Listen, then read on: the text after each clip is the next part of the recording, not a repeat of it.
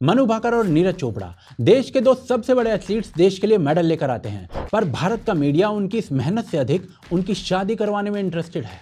But of course, you are one of the most attractive females, beautiful females in India's history of. ये बकवास कोई पहली बार नहीं हो रही है। प्लीज सर, आप बस आपके क्वेश्चन से मेरा मन तो भर गया। वैसे आखिर क्यों इतना क्रिंज है भारत का मीडिया? अमेरिका का दलाल क्या कर रहे हैं आप?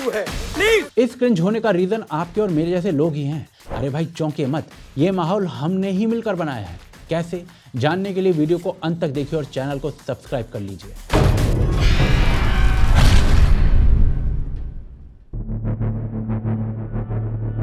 सोचिए, एक लड़की टोक्यो ओलंपिक के लिए दिन रात मेहनत करती है, पर मेडल को देख भी नहीं पाती क्योंकि टोक्यो में शूटिंग के समय उसकी पिस्तौल ने उसे धोखा दे दिया था। लड़की अपने पापा को कहती है कि पापा देखते हैं मेरी किस्मत कब तक मेरा साथ नहीं देती। वो फिर दिन रात लगती है 2024 में होने वाले पेरिस ओलंपिक के लिए और एक नहीं दो मेडल लेकर आती है भारत के लिए। ये कहानी किसी और की नहीं, मनु भाकर की है। अब ये स्टोरी अपने आप में इतनी इंस्पायरिंग है कि आप घंटों इस पर बात कर सकते हैं। तो फिर क्या जरूरत है पूछने की कि आप कितनी सुंदर हो? नीरज चोपड़ा से आपका क्या चल रहा है? The photos when they went viral with that of Neeraj, I'm not too sure. I mean, whether you look at this as a compliment, but of course you are one of the most attractive females, beautiful females in India's history of Olympics or in this sports particularly. Social media पे ये video viral है आजकल। मनु भाकर का face देखिए जरा, she is clearly uncomfortable.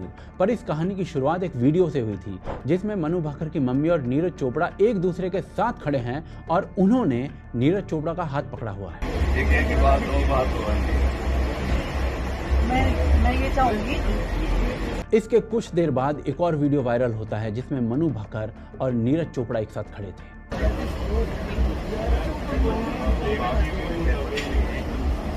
बस इतना बहुत था भारत के लोगों के बीच डिस्कशन शुरू करने के लिए, ट्रोल आर्मी को मीम्स बनाने के लिए और पूरे देश में ट्रेंड चलाने के लिए। पर सोचिए, यदि देश का मेन स्ट्रीम मीडिया देश के सबसे बड़े अचीवर्स के साथ ऐसे सवाल करने लगे तो? एक वीडियो वायरल है, आपकी मम्मी नीरज चोपड़ा से कुछ बात कर रही हैं। क्या बात हो रही है? बातें बड़ी बन रही है इस पर। मैंने तो दोबारा दोहरा रही हूँ, आप मतलब ना सिर्फ सेंसेशन बनी बल्कि भारत का नया क्रश भी बन गई थी, टू बी वेरी ऑनेस्ट।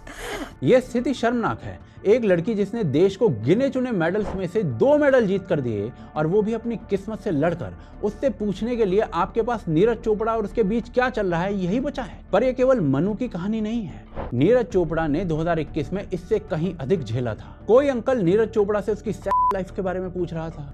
ये आपकी जो एथलेटिक ट्रेनिंग है उसका आपकी सेक्स लाइफ से कैसे संतुलन बना के रखते हैं आप? प्लीज सर, आप बस आपके क्वेश्चन से मेरा मन तो भर गया। वैसे पर प्लीज। तो कोई आंटी नीरज से उसकी गर्लफ्रेंड के बारे में पूछ रही थी। पता है कि आज देश की जितनी यंग लड़कियां हैं वो नीरज चोपड़ा को देखकर बिल्कुल इस वक्त फ्लोर्ड हैं। नहीं, अभी कोई मैं गर्लफ्रेंड नहीं। अभी अपना स्पोर्ट्स पे पूरा फोकस करेंगे। और तो गर्लफ्रेंड होने के बावजूद भी स्पोर्ट्स पर फोकस हो सकता है।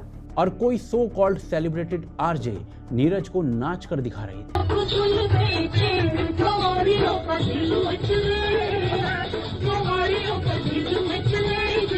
जाने से पहले नीरज, मैं आपको जादू की झपकी देना चाहूंगी, चलेगा क्या?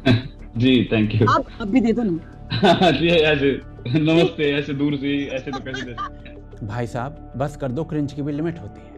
कितने जर्नलिस्ट हैं इस देश में जिन्होंने मनु भाकर से पूछा कि टोक्यो में पिस्टल खराब होने के बाद उन्होंने कैसे फाइट बैक किया।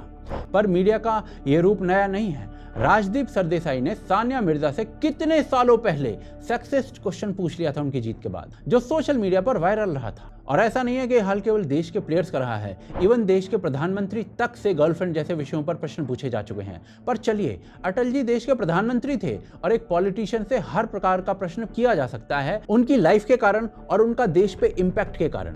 पर भाई मनु भाकर को क्यों लपेट रहे हो चिपड़ों? क्या रीजन है ऐसे चिपड़ प्रश्न पूछने का? वो जानने से पहले कुछ और जानना आवश्यक है। मीडिया केवल ऐसे चिपड़ प्रश्न नहीं पूछ रही है। तीसरा विश्व युद्ध मीडिया अपने चैनल्स पर लड़वाती है, जानबूझकर, थप्पड़, लात, घूंसों के माध्यम से। कैसे, वो आगे देखते हैं। ये न्यूज चैनल्स केवल खिलाड़ियों से इस प्रकार के प्रश्न पूछकर उन्हें हरास नहीं कर रहे हैं, वो इससे भी 2 कदम आगे जाकर न्यूज चैनल्स पर गाली गलौज होने दे रहे हैं। तुम 2 कौड़ी के नाली के कीड़े हो। अरे नाली से चुप हो जा, नाली के कीड़े क्या बोल रहे हो ये? सुप्रिया जी क्या है ये? सुप्रिया जी नाली का कीड़ा। अरे Why would you do this? क्यों करेंगे आप? मैं देख रही हूँ झूठा कहेगा। मैंने बात सुनी है तभी बुलाया है। दलाल की तरह बात मत करो और ये धमकी की तरह बात मत करो। ये धमकीबाजी देना बंद दलाल और करिए। भंडे मैं की नहीं तरह सुनने बात वाला। मत करो। बात करनी है पत्रकार की तरह बात करो। भाषा की मर्यादा दलाल रखिए। की तरह बात मत करो। बदतमीज अमेरिका का दलाल क्या कर रहे हैं आप?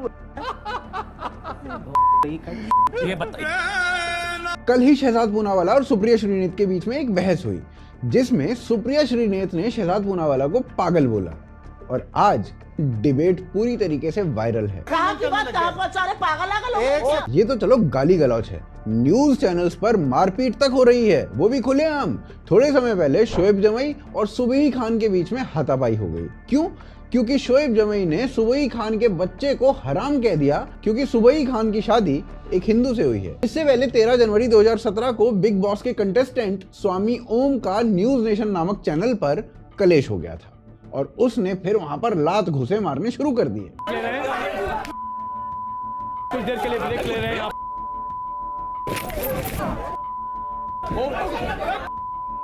और ये स्वामी ओम ने कोई पहली बार थोड़ी किया है।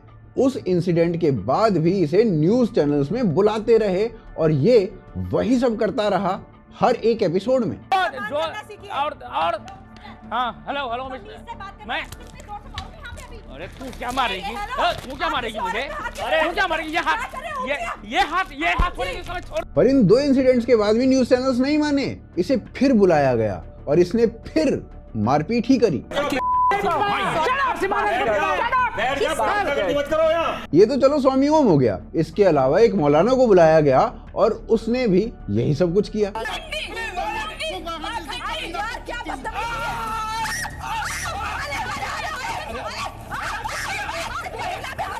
और ऐसा केवल एक मौलाना थोड़ी है, ऐसा करने वाले कई हैं। देखो आपको तमीज नहीं बात करने की, आपको तमीज आ गई। और ये न्यूज चैनल्स पर मारम पिट्टी ये छोटे प्रवक्ता, मौलाना, स्वामी ओम टाइप के लोग ही नहीं कर रहे हैं। संजय निरुपम और संबित पात्रा के बीच में ऑलमोस्ट बच चुकी है। आप यहाँ नॉन सब मारिए, मैं बोल रहा हूँ, मैं गाल दिखाता हूँ, मारिए सर। एक बार समाजवादी पार्टी के बड़े नेता और भाजपा के बड़े नेता के बीच में बच चुकी है।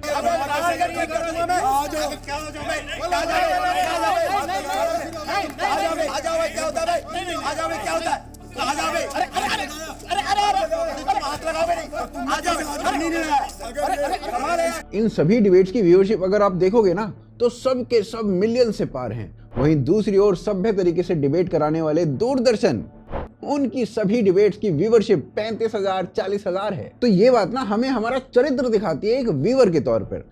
कभी किसी जमाने में मारपीट पाकिस्तानी न्यूज चैनल्स का हिस्सा हुआ करती थी, अब भारत में ये आम हो चुका है। और अब ना अगले अध्याय में हम ये देखेंगे कि इस प्रकार की जो मारपीट है या गाली गलौज है न्यूज चैनल्स के ऊपर, ये इतनी आम क्यों हो गई है। तो चलते हैं अगले अध्याय में। देखिए, मनु भाकर या नीरज चोपड़ा के साथ जो क्रिंज फेस्ट चला है या फिर इन चैनल्स पर होने वाली गुत्थम गुत्था, अधिकांशतः ये सब प्लान्ड होता है क्योंकि ये लोग जानते हैं कि मनु और नीरज की नॉर्मल कॉन्वर्सेशन वायरल हुई थी तो इनका वीडियो भी वायरल हो जाएगा। और इस क्रिंज फेस्ट के पीछे सबसे बड़ा रीजन भारत की पब्लिक है। पर उससे पहले ना मीडिया का रीजन देखते हैं। मीडिया में काम करने वाले गिद्ध की तरह होते हैं। गिद्ध लाश की तलाश में रहता है और मीडिया सनसनी की तलाश में। ऐसा मैं नहीं कह रहा हूँ, ऐसा स्वयं लिबरल मीडिया के शिरोमणि श्री राजदीप सरदेसाई का कहना है। We entered parliament. Within 5 minutes of us entering, we heard gunshots, and parliament had been attacked by terrorists. My cameraman said, "Sir, चलिए." I said, "चलिए कहाँ? यहाँ रुकना है." I told him actually close the gate of parliament. Get that guard to close the gate, which they were about to do. Why? So that no other channel could enter. Wine forgotten, kebabs forgotten. It was a great day. You know, we are like vultures. यदि आप सरल शब्दों में समझना चाहते हैं तो media के काम करने का एक तरीका है और उसे किसी भी कीमत पर वो दर्शक चाहिए जो उसके चैनल से चिपक कर बैठे रहें, क्योंकि जितना अधिक दर्शक उतनी अधिक टीआरपी, जितनी टीआरपी उतना अधिक एडवर्टीजमेंट और उतना ही अधिक पैसा। बस इसी पैसे के लिए ये मीडिया कर्मी कभी भारतीय सेना की जान जोखिम में डालते हुए लाइव ऑपरेशंस दिखाते हैं। वाली जगह पे जम्मू कश्मीर पुलिस की स्पेशल ऑपरेशन ग्रुप की टीम जो है वो जा रही है और हम भी ग्राउंड जीरो पे आज आपको बताएंगे कि आखिर घने जंगलों में आतंकियों के साथ ऑपरेशन होता कैसे है। तूफान जिसमें लोग मारे जाते हैं उसका उपहास बनाया जाता है, क्योंकि विपर जो है तूफान जो आ रहा है, विपर जो है तूफान जो 150 किलोमीटर की रफ्तार से इस वक्त तक होता है, जो हवाएं चल रही हैं कि खड़ा होना बोलना मुश्किल हो रहा है। क्लीन शेव आदमी शेव करवाने बैठ जाता है। नमस्कार, मैं रविश कुमार।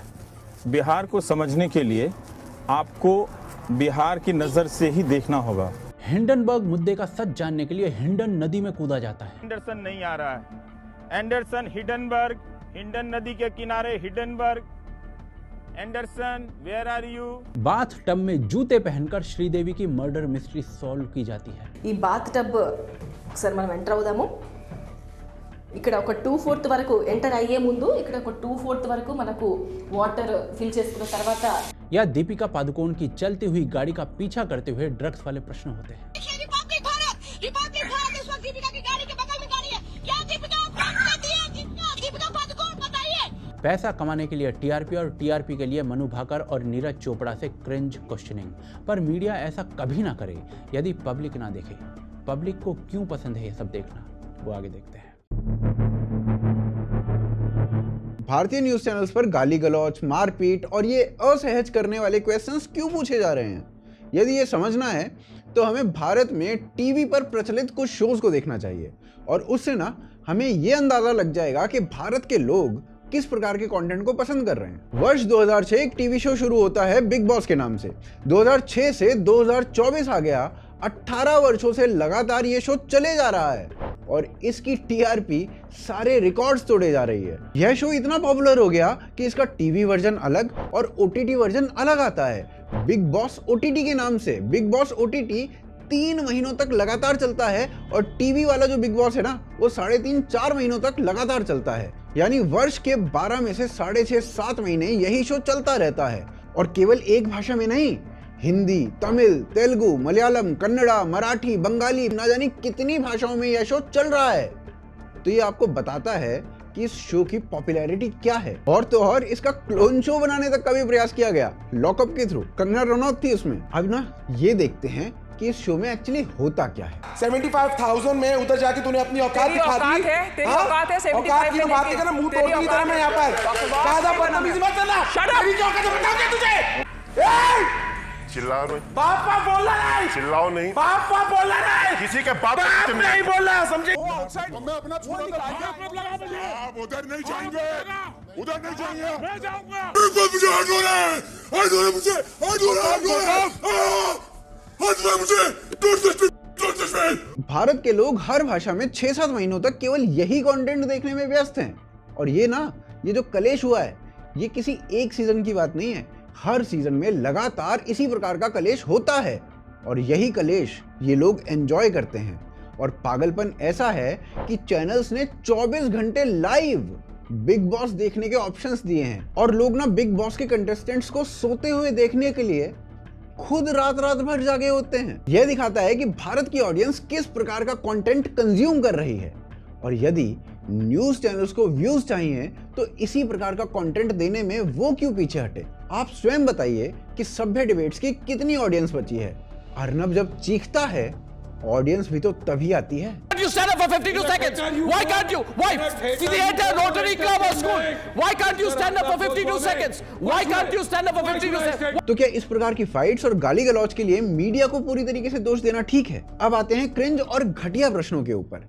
टीवी और ओटीटी पर बिग बॉस के अलावा एक दूसरा शो बहुत पॉपुलर है। नाम है उसका coffee with Karan. Have you ever, it's a very simple game, have you ever kissed an ex after you broke up? पियक्कड़ जो है हम। Had phone sex? Yeah. Called someone by the wrong name while hooking up? एक बार तापसी पन्नू से पूछा गया कि क्या आप कॉफी विद करण में जाएंगे, तो तापसी पन्नू ने कुछ ये उत्तर दिया।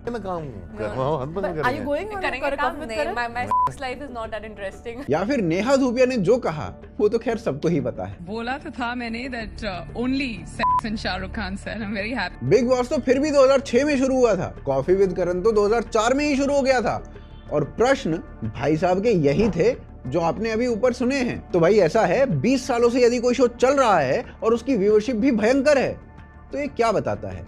यदि भारत के लोग ऐसे प्रश्नों के उत्तर सुनना पसंद कर रहे हैं तो मीडिया भी पीछे नहीं हटती और बार बार लगातार चाहे कितना भी क्रिटिसाइज करो, ऐसे प्रश्नों को पूछती रहती है। तो जितनी रिस्पॉन्सिबिलिटी मीडिया की है उतनी ही रिस्पॉन्सिबिलिटी शायद हमारी भी है। एज अ सोसाइटी हम ही लोग मीडिया को ऐसे प्रश्न करने के लिए कहीं ना कहीं फोर्स कर रहे हैं। हमें अपनी रिस्पॉन्सिबिलिटी भी समझनी पड़ेगी और मीडिया को अपनी। मीडिया को ना टीआरपी के चक्कर से निकलकर वही काम करना पड़ेगा जो एक्चुअली मीडिया को करना चाहिए, और हमें मीडिया को फोर्स बिल्कुल नहीं करना चाहिए कि वो उस काम को करे जो उन्हें बिल्कुल नहीं करना चाहिए। और इसके लिए हमें शायद हम क्या देख रहे हैं उसे बदलना पड़ेगा। तो मैंने जो बोला क्या वो सही है या गलत? आपको क्या लगता है इस विषय के ऊपर? आप अपनी राय को ना कमेंट सेक्शन में अवश्य रखिए और चैनल को लाइक और सब्सक्राइब करके वीडियो को अपने मित्रों के साथ अवश्य शेयर करिए।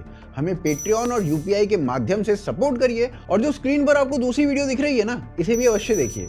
ये वीडियो आपको बताएगी कंगना रनौत की अगली फिल्म इमरजेंसी के बारे में, कि कैसे ये फिल्म भारत की स्टेबिलिटी के लिए बहुत इंपॉर्टेंट हो सकती है। तो उस वीडियो को भी आप अवश्य देखिए। आप देख रहे थे आज की ताज़ा खबर। जय हिंद, जय भारत।